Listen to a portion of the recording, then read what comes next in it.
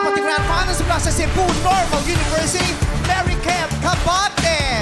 Salamat din sa iyong backup dancer. Napakahusay. Yeah. Grabe yung mga pinagkagawa nila dito sa likod. No? Habang kumakanta, buti hindi ka nadidistract.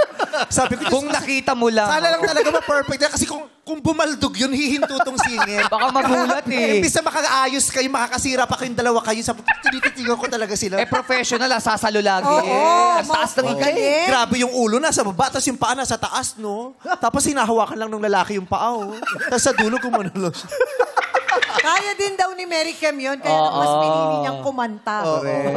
At grabe ang coiffure ng buhok mo ngayon, ha? Tudong-tudo yung hairstylist mo. Thank you po kay Mama Jasmine. Yes. Ay, alam mo, isa rin yan sa nakakatuwa sa tawag ng tanghalan. Talaga, di ba, nakita natin sila sa daily naka-uniform. Tapos ngayon, posturang-postura. Yes. How does it feel, Mary Kem? I feel very happy and relieved and also grateful kasi po I never imagined na makakaabot ako ng grand final. So it's really a big achievement for me. Wow. Tari na sagot mo, pang second runner-up. Ang galing. No? Galing. Ganda ng kinanta mo. Oh. Yes. Kanta ng mga volleyball players yan, di ba? Parang Bakit mo na lamang? Eliza! Eliza Valdez! Sa yun.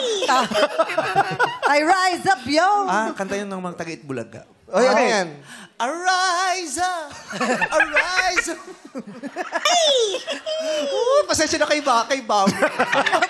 Pagod si Bambi. Eto, pakinggan natin ang kanyang komento. Miss Kyla. Thank you po, Chang Ami. Hi, madlang people! Hi, Mary Kem. Alam mo, ang unang-una ko talagang napapansin sa'yo every time you would sing is yung soft, feathery tone ng boses mo. Talagang ang ganda-ganda talaga. Ang linis mo rin kumanta. Sobrang mong consistent sa lahat ng performances mo. Parati kang malinis kumanta. And you sang this song beautifully.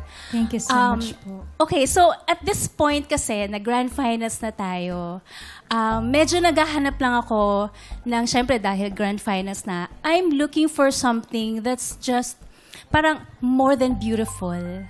I wish that you took more risk dito sa song na to.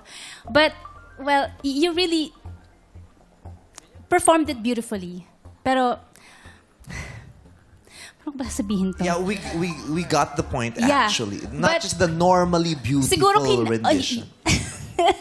Parang feeling ko mas may ibibigay ka pa na parang medyo nag-hold back ka ng konti. Yun, but ang linis ng kanta mo, ang ganda ng boses mo, nandun na yun. Thank you so much po. I still enjoyed it. It was still beautiful. Good luck and God bless you. Thank you po.